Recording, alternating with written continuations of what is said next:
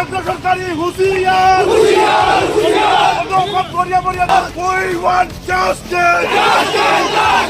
নৱবৰ্ষৰ প্ৰথম দিনাখনতেই হত্যাকাৰীৰ ফাঁচীৰ দাবীত মৃতদেহ লৈ গোলকগঞ্জত উত্তাল প্ৰতিবাদ। হত্যাকাৰীৰ কঠোৰ শাস্তিৰ দাবীত এই প্ৰতিবাদ সাব্যস্ত কৰিলে গৰিয়া মৰিয়া দেশী জাতীয় পৰিষদৰ লগতে বিভিন্ন দল সংগঠনে।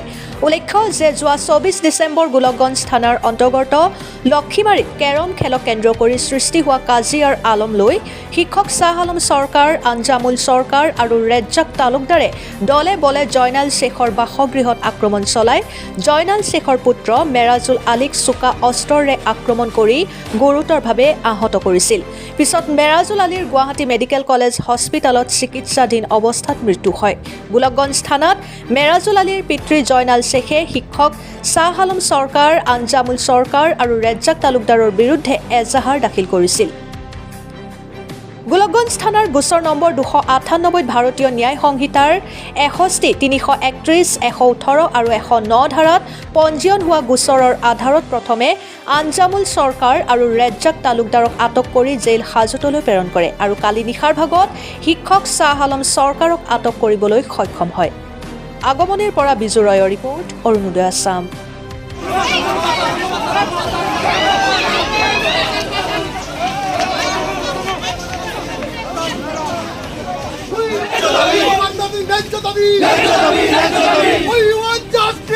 পঁচিছ তাৰিখে লক্ষীমাৰী গাঁৱৰ শ্বাহ আলম, তাৰপিছত তেওঁৰ ল'ৰা আৰু তেওঁৰ ভাগিন তিনিজনে মিলি আমাৰ দেশী পৰিয়ালৰ মিৰাজুল হকক ৰাতি আহি হানিছে খুচিছে লগতে তেওঁ গুৰুতৰ জখম কৰিছে।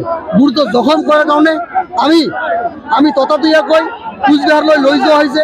কোচবিহাৰৰ পৰা আমি GMC-লৈ প্ৰেৰণ কৰিছে হস্পিটেল কৰ্তৃপক্ষই।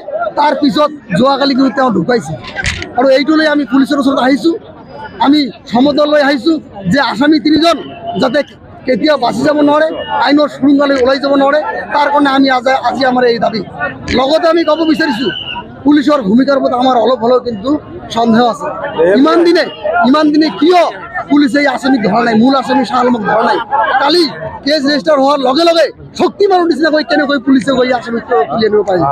তথাপিও পুলিচক ধন্যবাদ দিছোঁ যাতে এই শ্বাহ আলম আৰু তেওঁৰ দুজন ল'ৰা আৰু ভাগিন ইহঁত যাতে আইনৰ শৃংখলালৈ ওলাই যাব নোৱাৰে, তাৰ কাৰণে পুলিচে কাম কৰিব লাগে আৰু শ্বাহ আলমক তেওঁক চাকৰিৰ পৰা নিলম্বন কৰিব লাগিব।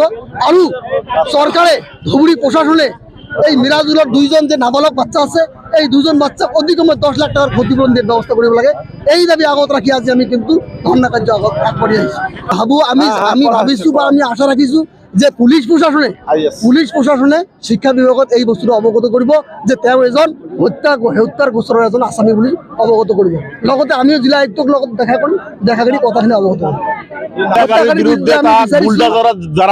তাৰ ঘৰ বাৰী সববিলাক ভাঙচুৰ কৰি দিব লাগিব। আমি মাননীয় মুখ্যমন্ত্ৰী মহোদয়ক এই প্ৰতিবাদী কাৰ্যসূচীৰ জৰিয়তে জনাব বিচাৰিছোঁ আৰু যিবিলাক আমাৰ ভুক্তভোগী পৰিয়াল আছে তেখেতসকলক আমি আৰ্থিক অনুদানৰ কাৰণে 20 লাখ টকা আমি চৰকাৰৰ দাবী কৰিছোঁ। ক্ষোভ আছে, আমাৰ ক্ষোভ আছে। তেখেতক কৈছোঁ তেখেতৰ সেৱক হয়, তেখেতে কিন্তু ইয়াৰ শাসক নহয়, তেখেত সেৱক হয়। এইকেইটা মনত ৰখা দৰকাৰ যে তেওঁ সেৱক হয়। এইটো আমি ক'ব নিবিচাৰোঁ তেওঁ তাৰ লগত বিধেলি আছে নাই, কিন্তু তেখেতে কিন্তু যোৱা ৰাতিতে কিন্তু তেখেতৰ হাতত ইমান পাৱাৰ, ইমান শক্তি মানতকৈ বেছি পাৱাৰ। তেওঁ কিন্তু ৰাতি গৈ আসামীজনক ধৰি আনি নিজে চেল্ফি দিছে মিডিয়াৰ আগত থিয় হৈ। খিলঞ্জীয়াই বহিৰাগতৰ হাতত মৃত্যু হ'বলগীয়া পৰিস্থিতি হৈছে। আমাৰ আমি ভূমিপুত্ৰ, আমি খিলঞ্জীয়া হয়।